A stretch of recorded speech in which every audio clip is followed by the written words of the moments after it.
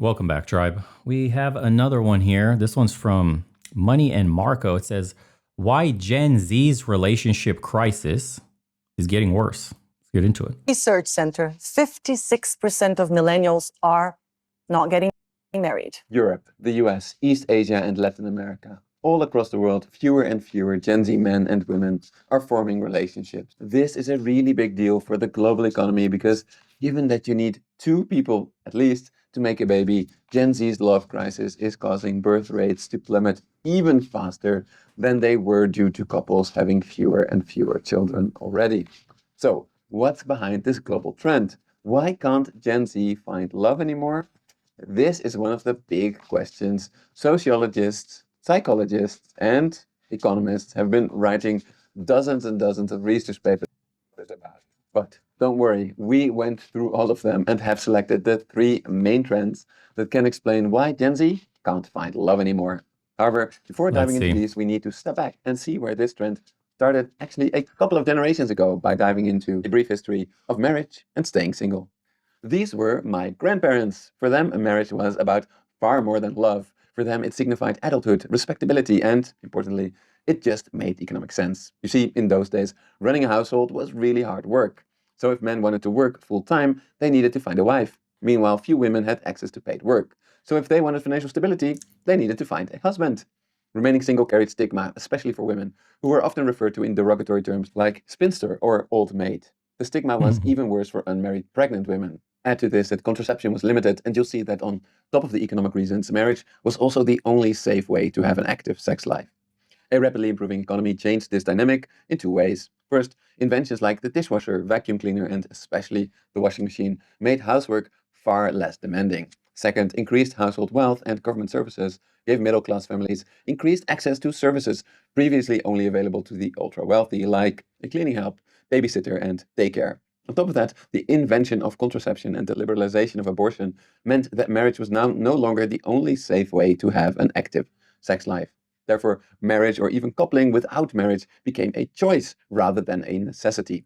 This could explain why soon after, marriage rates started falling relentlessly in the United States. But importantly, a lot of that Is he going to say the F word? Is he going to say feminism? was initially compensated for by the fact that more and more people became couples without marrying, even without. Did you know that feminism was a CIA psyop? Gloria Steinem was literally a CIA operative writing in magazines. Feminist values, you were socially engineered to believe in this. Now, why would a three-letter agency like the CIA be so interested in psyoping society into feminist ideology? You ever ask yourself this? Gloria Steinem, a CIA spook. Google this. People don't even know. Now, why was the CIA co-opting feminism?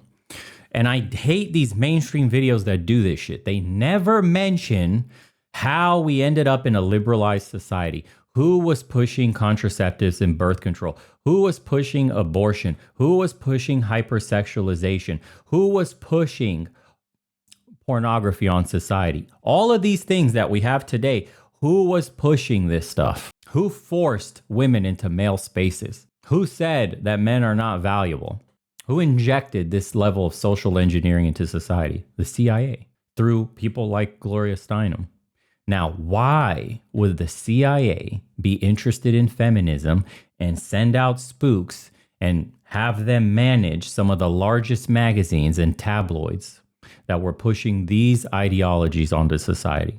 We glossed over that part, and then we're going to go to why Gen Z men find it so hard today. Economic necessity and strong social norms, people still wanted a stable relationship. This makes sense given that men and women that enjoyed a long, stable relationship tend to be happier and healthier. And yet, despite that, a new trend soon emerged. All across the world, young people are now not just getting married less, they are also struggling to find love in general. Such a recent trend is hard to justify by pointing at washing machines and condoms. So if we want to answer our question why Gen Z can't find love anymore, we need to turn to three more recent explanations. That is, after you let this married millennial man vent about his expensive family trip due to ridiculous roaming charges and how such, which is an increasing male and female labor market mismatch. To understand this mismatch, we need to talk about what economists call assortative mating. Assortative mating means that both men and women tend to prefer a partner with roughly the same educational and socio-economic background. Therefore, Okay. researchers often split the marriage market into one for college-educated and one for non-college-educated workers. Today, there are two trends that are upending the love life of both college and non-college educated. Labor market mismatch. Yes, women make more money. Women are now more educated. 60% of colleges, the student body ratio is 60% women, 40% men. Yes. Why are men checking out of colleges? Why? Because they turn into gynocentric hellholes. They're extremely feminized. They're very anti-male. We've had issues in the past where women, literally, you remember the chick that carried her fucking mattress on her back to show that she was raped. And what ended up happening was that she lied about being assaulted, but did that for attention. So the guy got expelled, even though the police found that he was not liable for anything, that this didn't happen. He even had text messages proving that all they did was have sex, and then either she regretted it or he didn't want to talk to her anymore. And this has happened to like lacrosse players, basketball, football players, baseball players. It doesn't matter. A bunch of women get into trouble. They regret getting passed around like a piece of meat. The guy doesn't talk to them anymore. And then she'll go and say she was raped and cry to the college administrators. And what ends up happening is the kid's life is ruined and his face gets plastered all over the media while she remains anonymous through all of this bullshit. Can you believe that? And then life goes by like nothing ever happened for her while his is ruined, even if he is absolved of it later. If they find out he did nothing wrong and that she fabricated the lie, there's often no consequences for her while his life is irreparably damaged. So fine. That's one more thing that feminism added. Switched from manufacturing-based to service-based economies. And then women, yes, so the hypergamy. Women will not date a man that's less educated than them, that earns less money than them. So if you have women that are 20% more in college now, eventually those numbers are going to be so skewed that there won't be men that are economically viable for women. There is only going to be a small percentage of men that women will be fighting over. So welcome to the new era of harems, brought to you by feminism overshooting. Okay, what else? Housing affordability is what he got next. And then he has smartphone addiction last. And then a conclusion. This fucking slop video, no offense to this guy, got 223,000 views. And he hasn't pinpointed the exact problem yet. So housing affordability. Yes, shit got more expensive. But where did that come from? People are using their smartphones. Yes, people are consuming slop. So it was the same in the 50s and 60s. They were consuming TV slop, newspaper slop, radio slop. People will consume slop in any new medium that's created. It's not just smartphone addiction. That's a small point in the real problem. So he's saying why Gen Z's relationship crisis is getting worse. Let's talk about how DEI, let's talk about how women have invaded male spaces. Let's talk about the feminization of the corporate workplace. Let's talk about forcing women through the door in jobs that they are not qualified for because we need optics. Let's talk about why feminism was co-opted by the CIA. Let's talk about all of these things. Yeah? Let's talk about how society pushes a messaging with this like fourth wave feminism that men are good for nothing, that men are predators, that the patriarchy needs to be dismantled, that men are the root cause of every issue, that getting married to a man is the equivalent of like emotional labor. That's what they actually call that. But they expect all the traditional qualities of a man, but then want to go 50-50 on anything that costs them out of pocket something, whether personal or actually financial. So her money's her money, but your money is her money. She won't sacrifice for you to stay at home, cook, and have your kids, but expects you to provide and pay for absolutely everything. The game is rigged for men, and they don't want to play. And it's even worse for Gen Z because it was rigged for millennials, and it was starting to be rigged for Gen X. But Gen Z has broken institutions on top of that. Institutions for millennials worked about half of our lives. Institutions for Gen X were still pretty solid coming off the backs of the baby boomers. Shit was still good. Your institutions worked like they should. By the time you get to Gen Z and Gen Alpha, institutions are a joke. They all are co-opted. They've all been corrupted. Money is everywhere. Speech got politicized. Medicine is politicized. Dating got politicized. Your jobs have been politicized. Your laws have been politicized. Everything has gotten co-opted and turned to shit.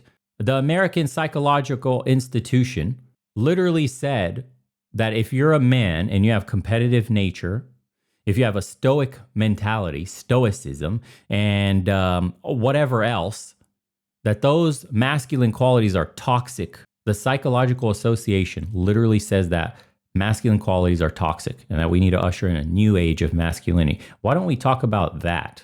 So why is the Gen Z relationship crisis getting worse? It's everything I've said.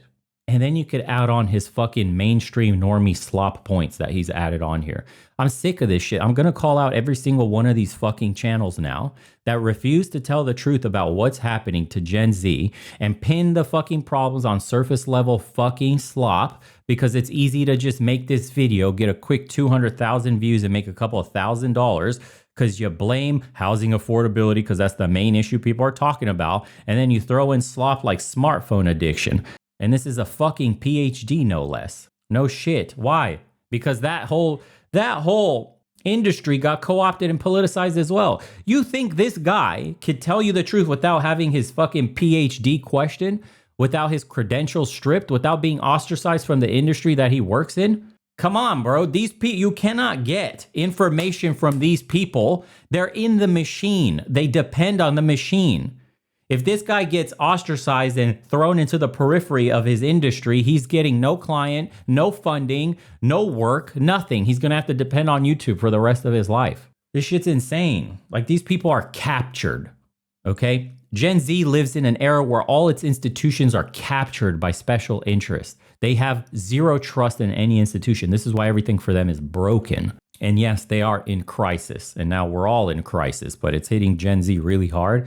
And God help Gen Alpha, because they're living in a shit show. They're coming up in the clown show of society where the institutions are actively crumbling. And some of them won't even exist by the time Gen Alpha is like in their prime. So anyways, I'm not watching any more of this shit. Whatever. Money and Marco is the channel. If you want to see the rest of this fucking slop, you're free to go look. Appreciate people that have been sending me these episodes, and tribeofmen@yahoo.com if you want to send me more and do commentary on, or deep research some topics. If there's things that the media won't cover that you want me to cover, send them over on the email. You know, the more in-depth you make it, the easier it is for me to get in-depth with it as well and do some deep research, help me out. And then we'll cover it on the live streams like we usually do. Anyways, appreciate you guys for tuning in. Shout outs to everybody that's joining the private community. Started up their faceless YouTube channels. And hopefully in a couple of weeks, you start crushing it and start making some real money. Just like this guy and his slop fucking video. So, as usual, boys, we'll see you on the next one.